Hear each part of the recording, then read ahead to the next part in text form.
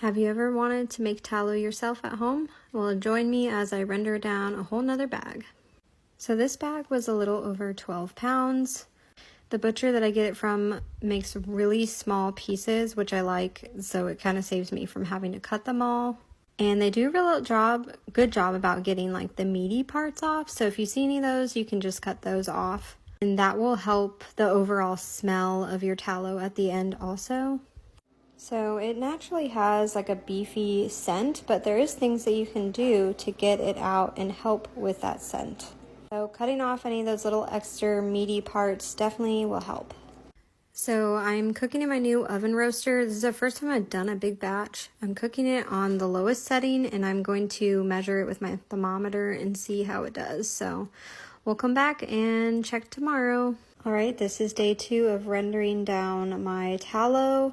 I actually had to pause it at nighttime and then restart cooking it this morning because the heat was just not heating up and I was a little scared to fry it. So this is the slow process of me rendering it down again today with the chunks.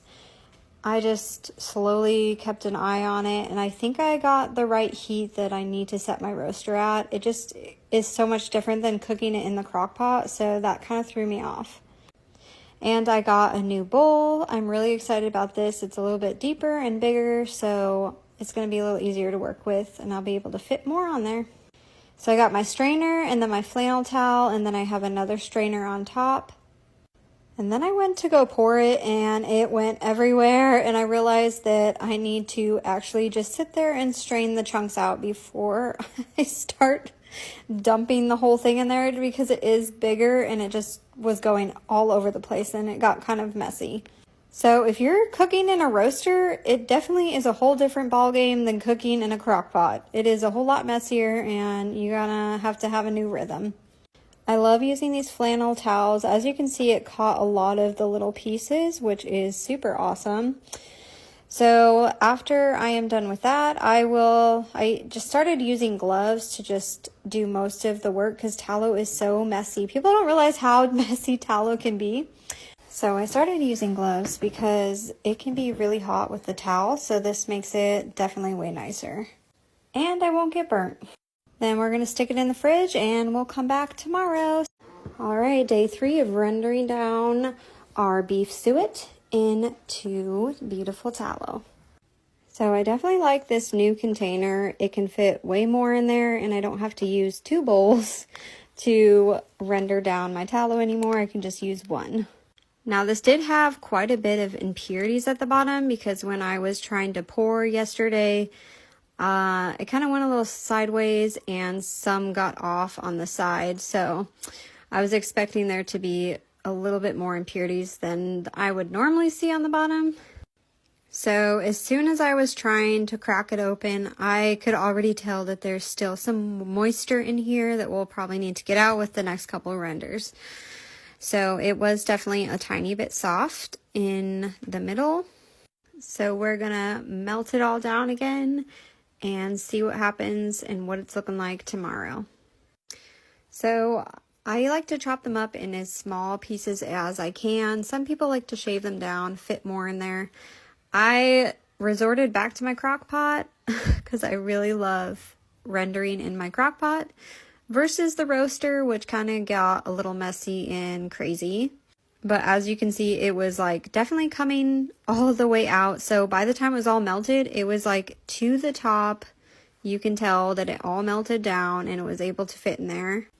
So I got my filter ready and I'm just going to do the same process that I did yesterday. I have a filter underneath, my flannel towel, and then a filter on top. And then I'm going to pour it in there and let it all filter through. So all the tallow fit in the bowl again and everything worked out good, and we will see what tomorrow brings with day 4 of rendering down our tallow. If you guys have any questions, drop them below and let's learn how to make tallow together. All right, it's day 4 and we are making some tallow happen today. I pulled it out of the fridge and I'm just gonna get it out of here and show you guys. It's looking really good. Not a lot of impurities at the bottom at this point. So as always, I just scrape off everything around it and then whatever impurities I see at the bottom. So after I'm done scraping it, I'm gonna cut it open and see what we got going on. Now it does kind of seem a little still soft, so it may still have a little bit of water in it. The middle is a lot more firmer today, so that's a good sign. So I'm guessing about maybe 2 more renders. So day 5 and day 6 maybe for this one. And I'm still doing it in my crock pot. I broke them up as small as I could, but it still was kind of like overflowing the top. But it all melted down and I was able to put the lid on it again. But so far I definitely love doing it in my crock pot. It's just easier to clean up and it seems to melt really fast in there compared to the roaster. But then again, I was just new to doing the roaster, so this definitely is going to take a learning curve when I'm rendering down more batches. So I'm just going to filter it out and then I will throw it back in the fridge overnight and we'll come back for day 5 tomorrow. Alright, we are at day 5 of rendering down our beef fat into beautiful tallow. There's really no impurities left, so that is a really good sign.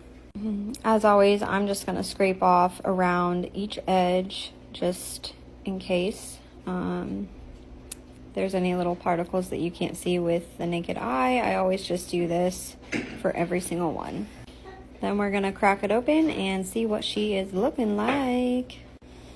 So I'm pretty sure all the water is out of here because it literally cracked super easy. It is way harder, I can definitely tell just by cracking it open. So I think it's safe to say that this is ready to be used. So day 6 will probably be getting ready to make our soap. I decided I want to make soap with this batch. This will be my first time making some tallow soap, and I'm just going to do like an unscented version. So I will definitely be making a video on that, so stick around if you want to learn how to make some tallow soap. So tomorrow I'll definitely give it another check and see how it's doing, and then we will go from there and be able to start making some stuff. Follow along and let's learn how to make tallow together.